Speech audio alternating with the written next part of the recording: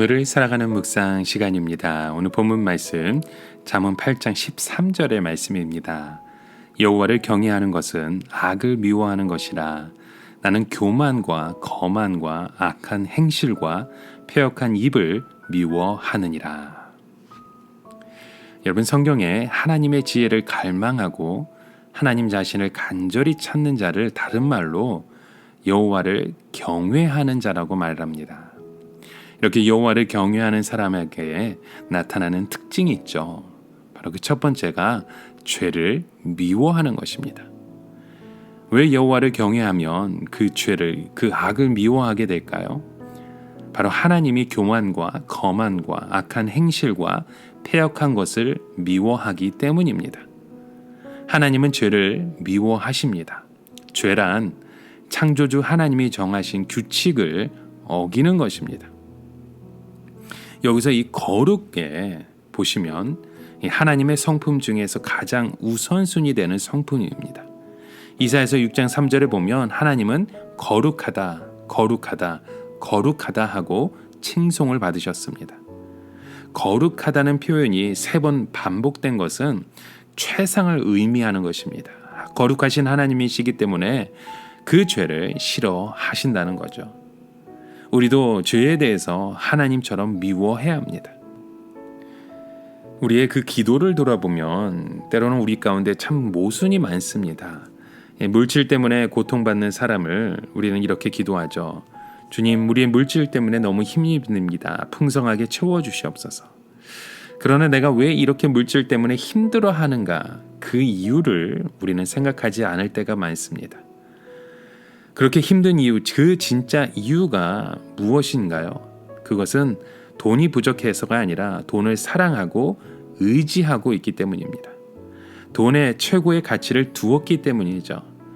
그러므로 물질에 대한 욕심에서 저희를 건져 주소서라는 그런 기도가 우리 가운데 더 필요한 것입니다. 그런데 많은 사람이 죄를 그냥 둔 채 욕심으로 채워달라고 간구를 합니다. 바로 이런 그 죄악을 미워하지 않기 때문이죠. 여러분, 우리가 진정으로 여호와 하나님을 경외한다면 우리의 마음에 그 죄를 미워해야 합니다. 그리고 그 죄악된 마음, 또 주님을 바라보지 못했던 그 마음을 진정으로 회개하며 주님 앞에 나아갈 때 우리의 그 욕심된 마음이 하나님의 마음으로 채워지는 줄 믿습니다.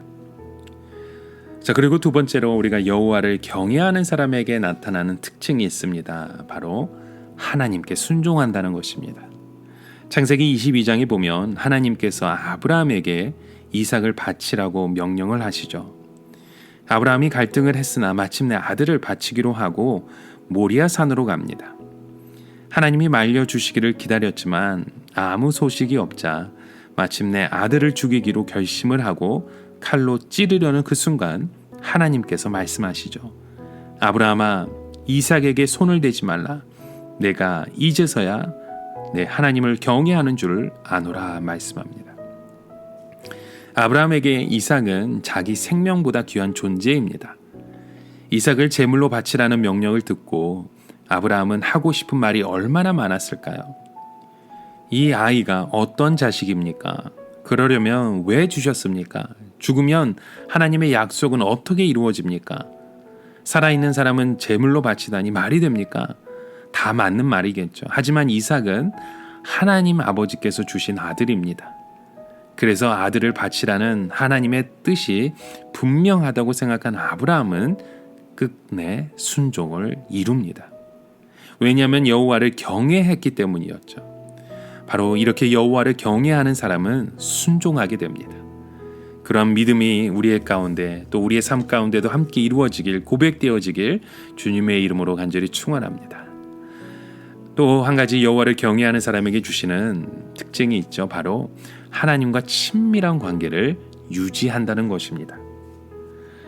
시편 25편 14절에 말씀합니다. 여호와의 친밀하심이 그를 경외하는 자들에게 있으며 그의 언약을 그들에게 보이시리라. 여러분, 여호와의 친밀함이 누구에게 있을까요? 그를 경외하는 자에게 있습니다. 하나님과 친해지고 싶으십니까? 하나님을 경외하면 됩니다. 다른 방법은 없습니다. 그런 사람들에게 하나님은 그의 언약을 보여주십니다. 하나님의 계획을 말해주시고 말씀이 어떻게 성취되는지 보여주시고 하나님의 그 깊은 생각을 다 말씀해 주십니다. 아끼시고 사랑하시고 깊은 것을 보여주시며 함께 동행해 주십니다. 그래서 안심하고 감격하며 우리는 살아갈 수 있는 것입니다. 여러분, 하나님과의 친밀함은 우리 인간이 누릴 수 있는 최고의 행복입니다.